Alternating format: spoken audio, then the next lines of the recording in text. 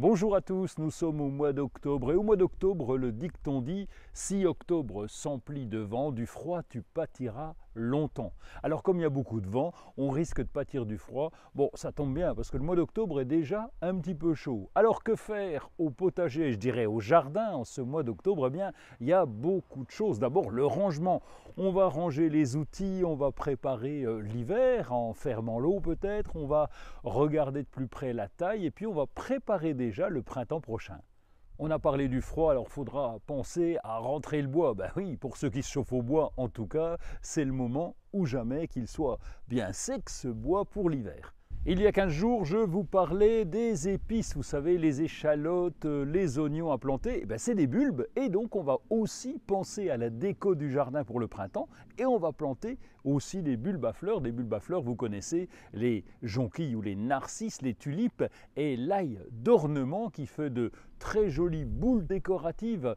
Ça sera au printemps, mais pour ça, il faut les planter en ce moment. Petit rappel, on les plante juste de leur hauteur, donc si le bulbe fait 3 cm à peu près de haut ou de diamètre, eh bien on le plante de 3 cm.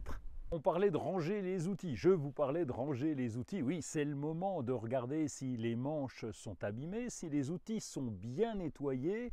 On va les mettre à l'abri pour l'hiver et puis on va trier. Il faudra peut-être en racheter, on ne sait jamais. Alors allons-y, trions nos outils. On va parler aussi de l'arrosage. Ben oui, cet été, on a utilisé les tuyaux d'arrosage et là, il va falloir fermer les robinets. Pourquoi? Parce que si vous êtes dans une région comme les Vosges, comme nous, le gel peut arriver rapidement. Il faut donc vidanger les tuyaux, fermer les robinets extérieurs.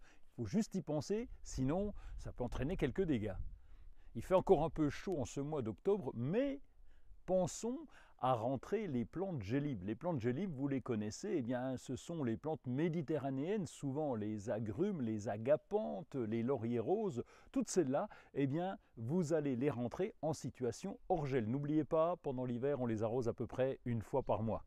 L'automne, c'est la saison des plantations. Alors faites un tour dans les fêtes des plantes, allez chez les producteurs, dans les jardineries, il y a toujours des petits trésors à découvrir et on va les planter pendant cet automne. L'automne est la bonne saison, pourquoi? Parce que les pluies vont humidifier la motte de terre que vous allez mettre en terre et les plantes seront toutes prêtes pour le printemps. En ce moment, on fait les boutures de petits fruits. C'est assez facile, on va couper des pousses de 20 cm sur une belle plante bien costaude.